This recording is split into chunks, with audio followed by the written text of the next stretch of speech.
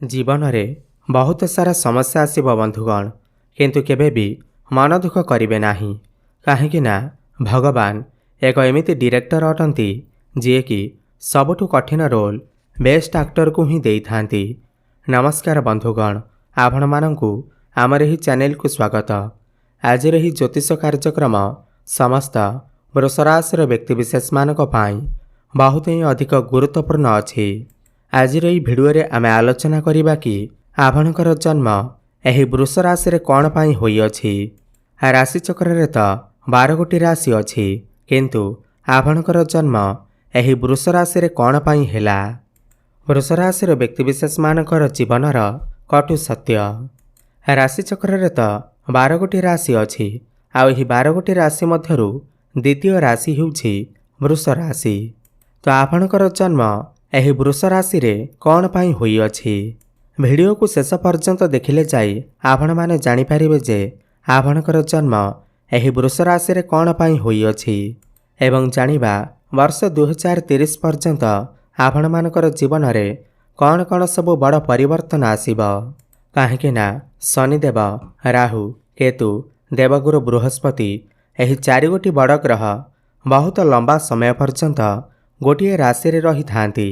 शनि प्राय 2.5 वर्ष, राहु एवं केतु 1.5 वर्ष एवं बृहस्पति पूरा गोटे वर्ष गोटे राशि रे रही थांती। तो 2030 पूर्वरु आपणकर जीवन रे कौन हेबाकु जाउअछि, यह सहित केउं राशिर व्यक्तिविशेष मानक सहित वृष राशिर व्यक्तिविशेष माने मिलामेशा कले संपर्क रखिले तांकर भाग्य बदली थाए। एमिति व्यक्ति आपणकर जीवन रे जदि अछंती तेबे तांकु केबे भी छाड़ंतु नाही, तांकर सर्वदा साथ दियंतु एवं जानिबा केउं वर्ष बयस रे आपण मानकर जीवन रे बड़ परिवर्तन आसी थाए, यूटर्न आसी थाए।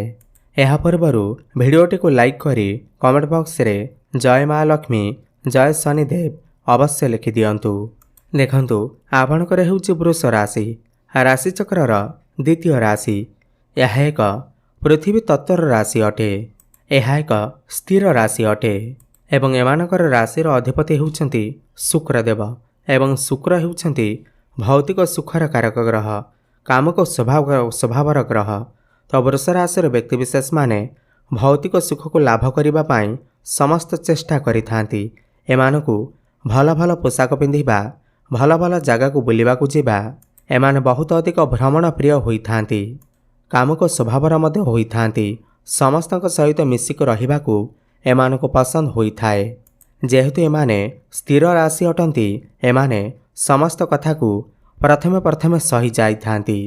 धैर्य शक्ति एमानक भितर बहुत ही अधिक रही थाए, किंतु थरे जदि एमानकर मन भितर को क्रोध आसिला तो एमाने ध्वंस विध्वंस करि देइथांती। एमाने लग्जरी लाइफ बंचिबाकु चेष्टा करिथांती, पसंद करिथांती। एमानक भितरे अट्रैक्शन क्षमता बहुत ही अधिक रही थाए। एमाने देखिबाकु बहुत सुंदर होइथांती। एमानकर आखि देखिबाकु बहुत सुंदर होइथाए। एमाने बहुत अधिक रोमांटिक स्वभावर मध्य होइथांती। शुक्रंकर राशि होइथिबारु एमानक भितरे मध्य आलस्य भाव देखा देइथाए, किंतु एमाने जेउ भी कामरे हाथ देइथांती सेथिरे एमानकु सफलता अवश्य प्राप्ति होइथाए। प्रेम जीवन रे मध्य एमानकु सफलता मिलिथाए। एमाने एमानकर पार्टनर कर बहुत ही अधिक केयर करिथांती, भल पाइथांती। एथिपाई एमानकर जन्म वृष राशि रे होई अछि। एबे आसंतु जानिबा केउं राशिर व्यक्तिविशेष मानक सहित आपण संपर्क रखिले बहुत अधिक मिलामेशा कले आपणकर भाग्य उदय होइथाए। मिथुन राशि, कन्या राशि, तुला राशि, मकर राशि एवं कुंभ राशि। एही राशिर व्यक्तिविशेष माने जदि भी आपणकर जीवन रे अछंती तेबे तांकु केबे भी छाड़ंतु नाही, जीवाको दियंतु नाही। सेमानकर साथ सर्वदा दियंतु, आपणकर भाग्य उदय हेबा। एबे आसंतु जानिबा केउं वर्ष बयस रे एमानकर जीवन रे बहुत बड़ बड़ परिवर्तन आसी थाए, भाग्य उदय होई थाए। एमानकर जीवन रे यूटर्न आसी थाए एवं समस्त क्षेत्र रे सफलता मिली थाए। 30 वर्ष रु नै करी 36 वर्ष बयस मध्य रे आपणकर जीवन रे बहुत ही बड़ बड़ परिवर्तन आसी थाए। आपण बहुत बड़ बड़ डिसीजन नहीं थांती। एही समय रे आपनको समस्त क्षेत्र रे सफलता मिली थाए। जीवन रे ୟୁଟର୍ନ ଆସିଥାଏ। କର୍ମରେ ସଫଳତା ମିଳିଥାଏ। ଭାଗ୍ୟ ଉଦୟ ହୋଇଥାଏ। ସମସ୍ତ ବଡ଼ ବଡ଼ ସୁଖ ଆପଣଙ୍କୁ ଏହି ସମୟରେ ପ୍ରାପ୍ତି ହୋଇଥାଏ। ଖୁସି ଖବର ମଧ୍ୟ ମିଳିଥାଏ। ଏବେ ଆସନ୍ତୁ ଜାଣିବା 2030 ପର୍ଯ୍ୟନ୍ତ ଆପଣଙ୍କର ଜୀବନରେ କ'ଣ ହେବାକୁ ଯାଉଅଛି, କ'ଣ ସବୁ ବଡ଼ ପରିବର୍ତ୍ତନ ଆସିବାକୁ ଯାଉଅଛି।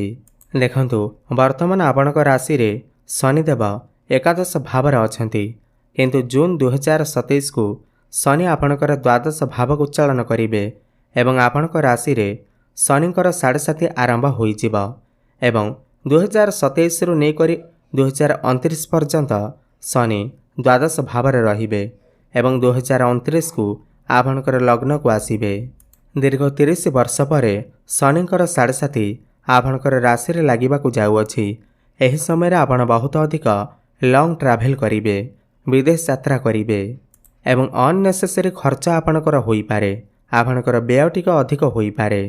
କିନ୍ତୁ ଆପଣଙ୍କର ଜନ୍ମକୁଣ୍ଡଳୀରେ ଯଦି ଶନିଙ୍କର ସ୍ଥିତି ଠିକ୍ ଥିବ, ତାହେଲେ ଭଲ କାମରେ ଆପଣଙ୍କର ପଇସା ଖର୍ଚ୍ଚ ହୋଇପାରେ। ଯେମିତିକି କୌଣସି ଧାର୍ମିକ କାର୍ଯ୍ୟରେ, ମନ୍ଦିର ଅନୁଷ୍ଠାନରେ କିମ୍ବା ଘରେ କୌଣସି ବିବାହ ଆଦି ଫଙ୍କସନ୍ରେ ଆପଣଙ୍କର କିଛି ପଇସା ଖର୍ଚ୍ଚ ମଧ୍ୟ ହୋଇପାରେ। ଗୃହରେ କିଛି ଶୁଭ ମାଙ୍ଗଳିକ କାର୍ଯ୍ୟର ଆୟୋଜନ ହୋଇପାରେ ଏବଂ ସେଥିରେ ପଇସା ମଧ୍ୟ ଖର୍ଚ୍ଚ ହୋଇପାରେ ଏବଂ ଆପଣ ଦୂରସ୍ଥାନକୁ ଯାତ୍ରା କରି ପଇସା ମଧ୍ୟ ଖର୍ଚ୍ଚ କରିପାରନ୍ତି। ଯଦି ଆପଣଙ୍କର କୁଣ୍ଡଳୀରେ ଶନିଦେବ ଠିକ୍ ସ୍ଥିତିରେ ଥିବେ ତ। କିନ୍ତୁ ଶନି ଯଦି ଆପଣଙ୍କର କୁଣ୍ଡଳୀରେ ଖରାପ ସ୍ଥିତିରେ ଥିବେ ତ ଆପଣଙ୍କର ଅନନେସେସରୀ ଖର୍ଚ୍ଚ ହୋଇପାରେ। ଯେମିତି ହିଁ ଆପଣଙ୍କର ରାଶିରେ ଶନିଙ୍କର 7.5 ଆରମ୍ଭ ହୋଇଯିବ, ଜୁନ୍ 2027 ପରେ ଆପଣଙ୍କର ଜୀବନରେ ବଡ଼ ବଡ଼ ପରିବର୍ତ୍ତନ ଦେଖିବା ପାଇଁ ପାଇବେ। କର୍ମର ଫଳ ଆପଣଙ୍କୁ ପ୍ରାପ୍ତି ହେବ। ଆପଣ ଯଦି ପୂର୍ବରୁ ଭଲ କର୍ମ କରିଥିବେ ତାହେଲେ ଆପଣଙ୍କୁ ଭଲ ଫଳ ପ୍ରାପ୍ତି ହେବ। ଜୁନ୍ 2027 ପରେ ଆପଣଙ୍କର ଧନ ମଧ୍ୟ ବଢ଼ିପାରେ।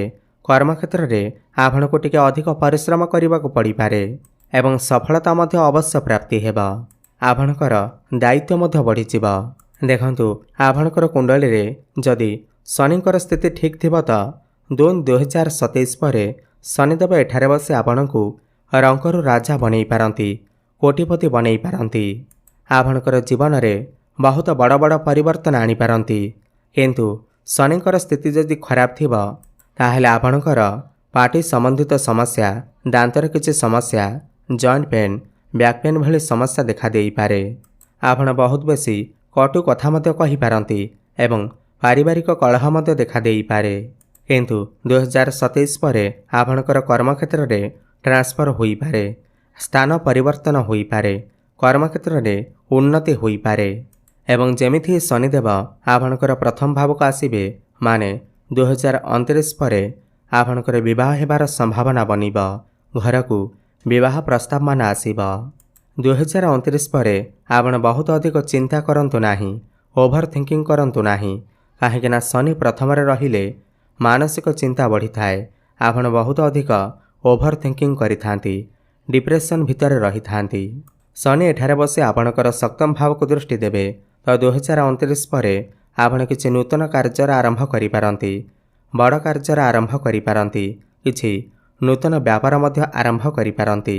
ଆପଣ କୌଣସି ପ୍ରପର୍ଟିରେ ଡିଲ୍ କରିପାରନ୍ତି, କୌଣସି ଭୂମି, ଜମି, ପ୍ରପର୍ଟି କ୍ରୟ କରିପାରନ୍ତି କିମ୍ବା ନୂତନ ଯାନବାହନ କ୍ରୟ କରିପାରନ୍ତି, ନୂତନ ଗୃହ ନିର୍ମାଣ କରିବା ପାଇଁ ପ୍ଲାନିଂ କରିପାରନ୍ତି। ଏବଂ ଶନିଙ୍କର ଦୃଷ୍ଟି ଆପଣଙ୍କର ଦଶମ ଭାବ ଉପରକୁ ରହିବ, କ୍ୟାରିୟର ଭାବ ଉପରକୁ ରହିବ ତ 2030କୁ ଆପଣଙ୍କର କ୍ୟାରିୟରରେ ବହୁତ ବଡ଼ ବଡ଼ ପରିବର୍ତ୍ତନ ଆସିବ। ଆପଣଙ୍କର ଦାୟିତ୍ୱ ବଢ଼ିବ। କୌଣସି MNC କମ୍ପାନୀରୁ ଜବ୍ ଅଫର ଆସିପାରେ ଏବଂ ବେରୋଜଗାରୀ ଯୁବକ ଯୁବତୀମାନଙ୍କୁ ନୂତନ କର୍ମ ପ୍ରାପ୍ତି ହୋଇପାରେ, ପ୍ରମୋସନ ଯୋଗ ବନିପାରେ। ଆପଣଙ୍କର ଉପରେ କାମର ଦାୟିତ୍ୱ ବଢ଼ିଯାଇପାରେ, ପରିଶ୍ରମ ଅଧିକ ହୋଇପାରେ।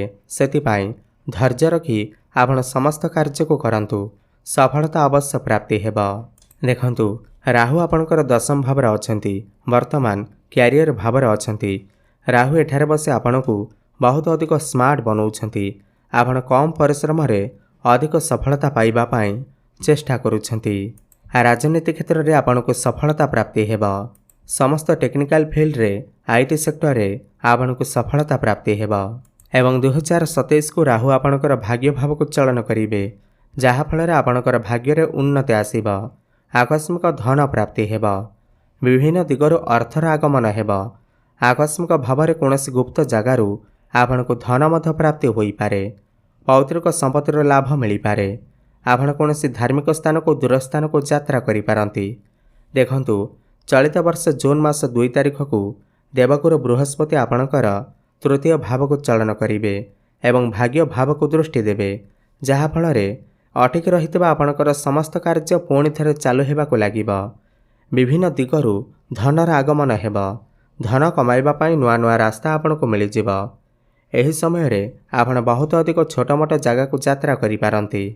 फाइनेंस क्षेत्र रे, ट्रैवल एंड टूर क्षेत्र रे, मार्केटिंग क्षेत्र रे आपण को सफलता प्राप्ति हेब।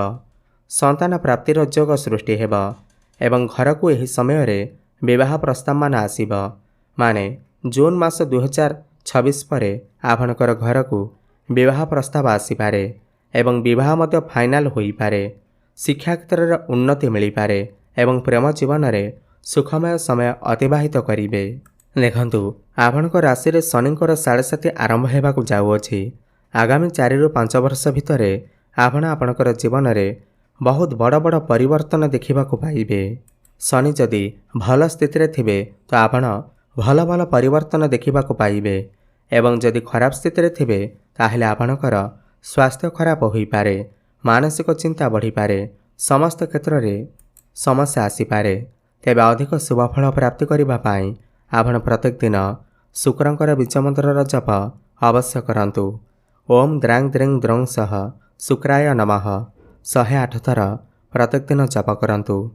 माँ लक्ष्मीकर आराधना करंतु एवं प्रत्येक बुधवार दिन गोमाता को सबुज चारा खाइबाकु दियंतु एवं हनुमान चालीसार पाठ करंतु। शुभफल प्राप्ति हेबा सहित भाग्य रे उन्नति आसीब। धन्यवाद।